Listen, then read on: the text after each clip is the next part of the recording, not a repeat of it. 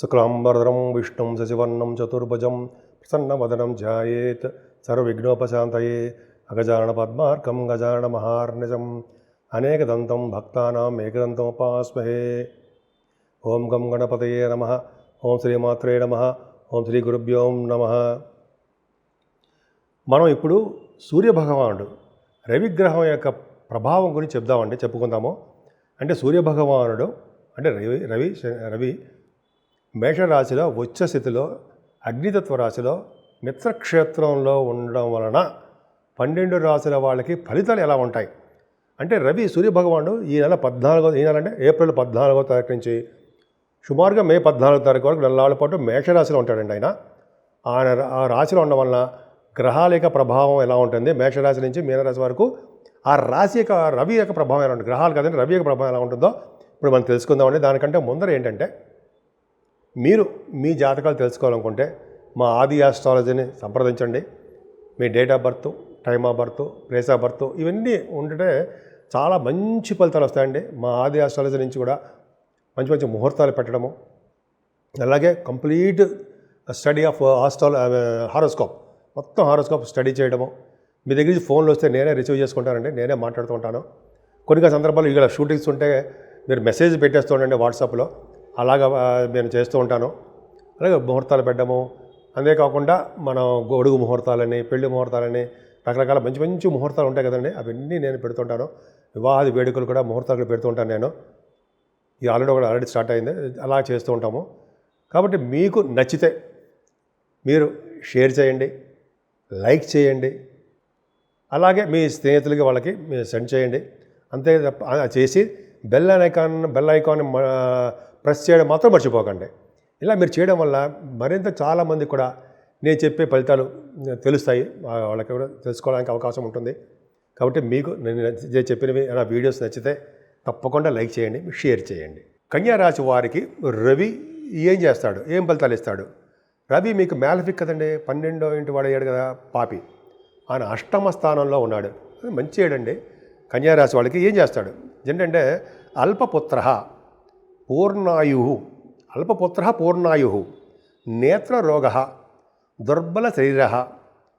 అంటే ఏంటంటే 8వ ఇంట్లో కనుక రవి ఉంటే సూర్యుడు అంటామన్నమాట, తక్కువ పుత్రులు కలవారుగాను. అంటే జనరల్గా అందరికీ ఉంటారు అనుకోండి, ఇది గోచారం ప్రకారం చెప్పుకుంటున్నాం. పుత్రులు తక్కువగా ఉండేవారును, వాళ్ళు దీర్ఘాయువు కలవారుగా ఉంటారటండి.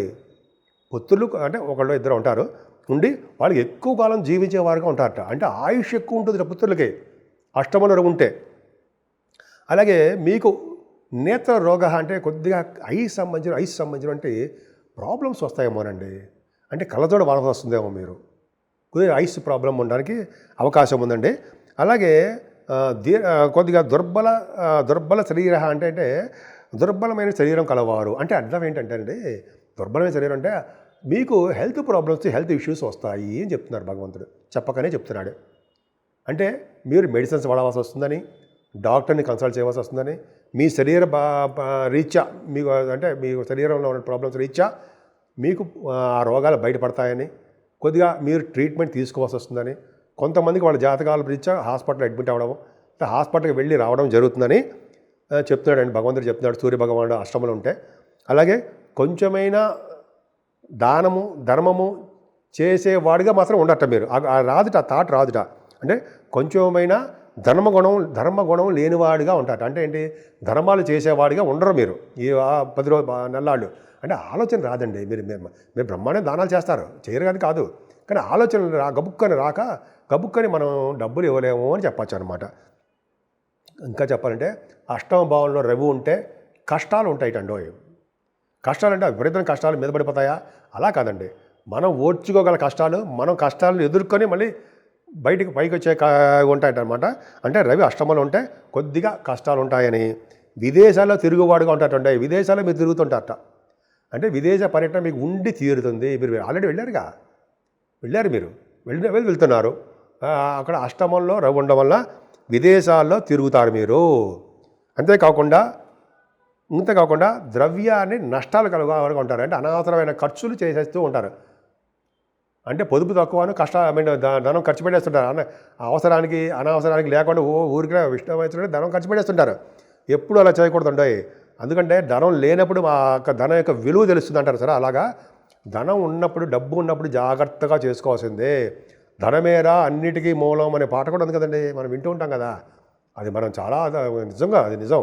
సో అలా ఖర్చు పెట్టకూడదండి.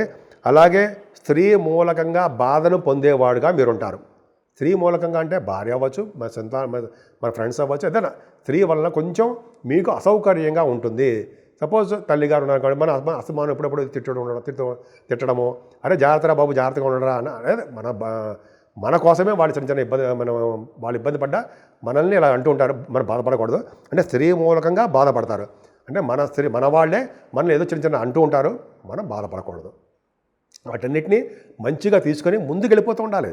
అంటే స్త్రీ మూలకంగా బాధపడుతున్నాం, మా బాబాయ్ ప్రతి వాళ్ళు ఆడవాళ్ళు మనల్ని తిట్టేస్తారా, మనల్ని ఇబ్బంది పడతామా, ఏం లేదు.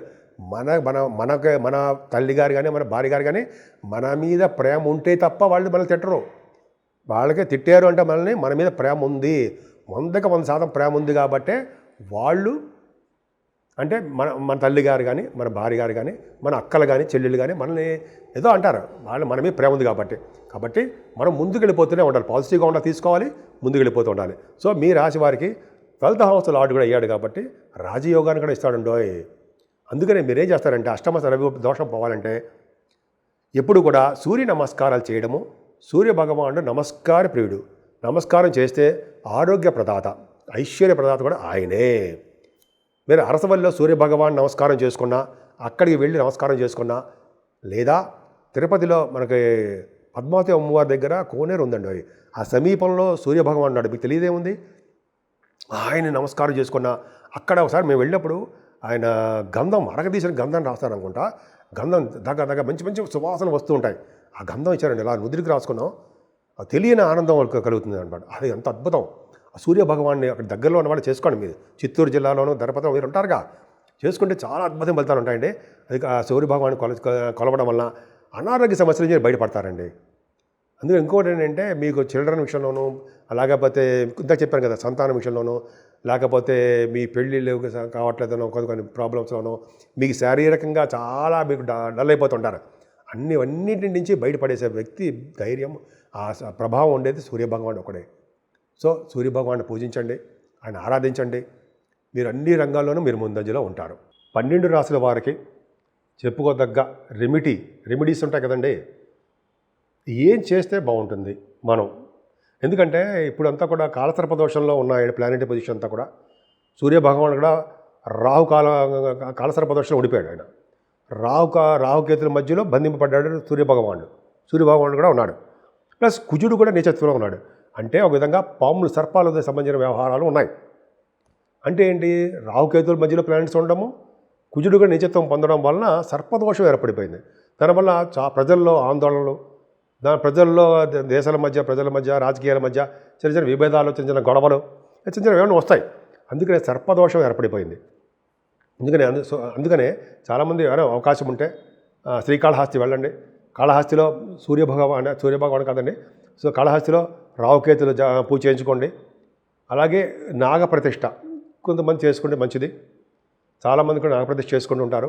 శని వల్ల రాహుకేతులలో వచ్చే సర్పదోషం పరిహారం అయిపోతూ ఉంటుంది. అంతేకాదండి 12 రాశుల వాళ్ళకి ఇప్పుడు అంతా మన సూర్యభగవాన్ గురించి చెప్పుకుంటాం కాబట్టి 12 రాశుల వాళ్ళు కూడా చేయదగ్గ సూచన ఏంటంటే సూర్యభగవాన్ని ఆరాధించడమే. పొద్దున తెల్లవారుజామున లేవడము, స్నానం అయిపోయిన తర్వాత సూర్యభగవానికి అర్ఘ్యం ఇవ్వడం చాలా ఇష్టం.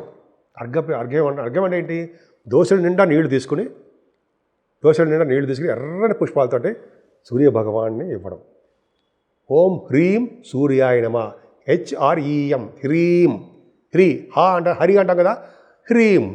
ఓం హ్రీం సూర్యాయ నమః, ఓం హ్రీం సూర్యాయ నమః అని 11 సార్లు మనకి చేసిన. అలాగే ఆదిత్య వ్రతం చేసుకుంటూ, లేకపోతే 11 నామాలు సూర్యభగవానికి ఉన్నాయండి. ఓం ఆదిత్యాయ నమః, ఓం సవిత్రే నమః, ఓం ఖగాయ నమః, ఓం పూష్ణే నమః, మీకు తెలుసు కదా. అవి ఆ మంత్రాలు, ఆ నామాలతోటి అర్ఘ్యం సమర్పించడం వలన,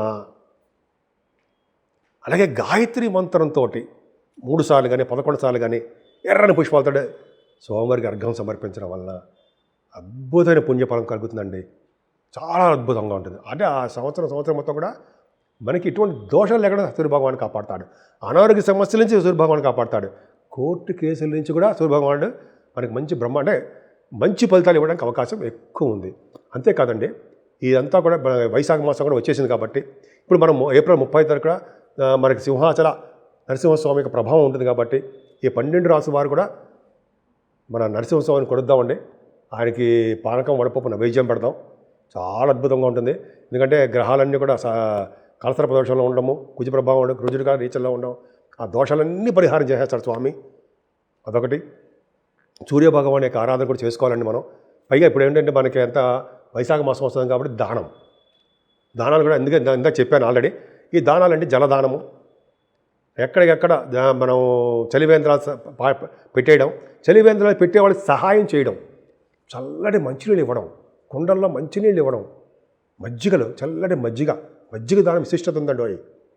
అమ్మో, పెరుగు దానం చేస్తారు సరా. పెరుగు దానం చాలా గొప్ప విశేషం ఉంది. పెరుగు దానం మనం మజ్జిగ చేస్తాం. మజ్జిగ దానం, మజ్జిగ ప్యాకెట్ అమ్ముతారు కదండి, ఫ్రిడ్జ్లో పెట్టడం, టగడగా కొనేయడం, అందరికీ దానాలు ఇచ్చేయడం. పోలీసు వాళ్ళు కూడా ఇచ్చారు దానంలో. అంటే పోలీసు అంటే ట్రాఫిక్ కానిస్టేబుల్ పోయి ఎండలో నుంచున్నారు ఆయన. ఒక్కసారి తీసుకొని స్వామి తీసుకోండి అంటే తీసుకున్నారు ఆయన. అని గొప్ప కదండి. చెప్తున్నా జనగా మాడవాల్సి వాళ్ళకి కూడా మనం ఇవ్వాలి. డ్యూటీలో ఉంటారు కదా, కష్టపడతారు కానీ వాళ్ళు వెళ్ళి తెచ్చుకోలేరు కదా. మంచినీళ్ళు స్వామి అంటే డ్యూటీలో వాళ్ళకి ఎప్పుడు ఎండలో ఎంత కష్టపడతారు మన కోసం, వాళ్ళకి సహాయం చేయాలి మనం. అలాగే మంచినీరు దానం అంత అద్భుతం అండి. మంచినీళ్ళు దానము, మజ్జిగ దానము, వీలైతే అన్నదానం, ఇంకా చెప్పాలంటే లేని వాళ్ళకి వస్త్రదానము. మీరు చేయలేరా? మీకు తెలుసండి, అన్నీ తెలుసండి, గుర్తు చేస్తా అంతే కదా. అవునా, మీకు తెలుసు, గుర్తు చేస్తాను. మనం అన్నీ చేద్దామండి, అన్ని కార్యక్రమాలు చేద్దాం. నేను కూడా మీతో పాల్గొంటాను. మీతో పాల్గొంటానంటే నేను కూడా కార్యక్రమాలు చేస్తాను అర్థం. అంతే, మీ ఇంటికి వచ్చేసి పదండ్రా వెళ్దాం అని చెప్పి అన్నాం. అర్థంగా నా కార్యక్రమాలు నేను చేసుకుంటూ ఉంటాను, 10 మందితో పంచుకుంటుంటాను, ఆనందం పంచుకుంటూ ఉంటాను. నాకు చాలామంది గుర్తుపడుతుంటారు. నేను కూడా బయటికి వెళ్ళి ఇవ్వడం వల్ల పలానా మీరు ఆదినారాయణరావు గారు కదా అని సరే అంటూ ఉంటాం. సరే, అలాగా దానాలు చేసుకుందామండి. మన గురించి మనం గొప్ప చెప్పుకోకూడదు. అంతా అద్భుతంగా మంచి చేద్దాం. మంచి చేయడం వల్ల మనకు మంచి జరుగుతూ ఉంటుంది. భగవంతుడు మనకు మంచి చేస్తుంటాడు. మనకి కాకుండా మన పిల్లలు కూడా మంచి చేస్తాడండి. ఎంత ఆనందంగా ఉంటుంది. ఒక్కసారి మంచి వీళ్ళు ఎవరైనా ముఖంలో ఆనందం చూస్తే నిజంగా మనకి ఆనందం వస్తుందండి. మనం చేసే మంచి పనులకి నేను కూడా ఒకసారి చేశానండి. కొత్తగూడెంలో ఉన్నప్పుడు ఇలాగా చలివేంద్రం పెట్టి అద్భుతంగా చాలా చేసాం. పొద్దు నుంచి సాయంత్రం వరకు టెంట్లు వేసి చాలా బాగా చేసుకున్నాం. అటువంటి అవకాశం మళ్ళీ ఎప్పుడు వస్తుందో చూస్తున్నాను. అలా చేయడం చాలా చాలా అద్భుతం అండి. మనం చేద్దాము సరదాగా. జనాలు అందరికీ మనం మంచిని స్వీకరిద్దాం. సో మీ అందరికీ కూడా మంచి జరగాలని, సూర్య భగవాన్ యొక్క ఆశీస్సులు ఎప్పుడు నిండు నీరేళ్ళు ఉండాలని. ఎందుకంటే ఆయన సాక్షాత్ ప్రత్యక్ష నారాయణ కదండి. ఆయన దర్శనం చేసుకోవడం వల్ల అన్నీ మంచి జరగాలని, మీ అందరికీ, మీ కుటుంబ సభ్యులందరికీ మంచి జరగాలని, ఎప్పుడు ఆనందంతో కళకళలాడిపోతూ అన్ని రంగాల్లోనూ మీరు ముందంజలో ఉంటారని కూడా నేను మనస్ఫూర్తిగా కోరుకుంటున్నాను.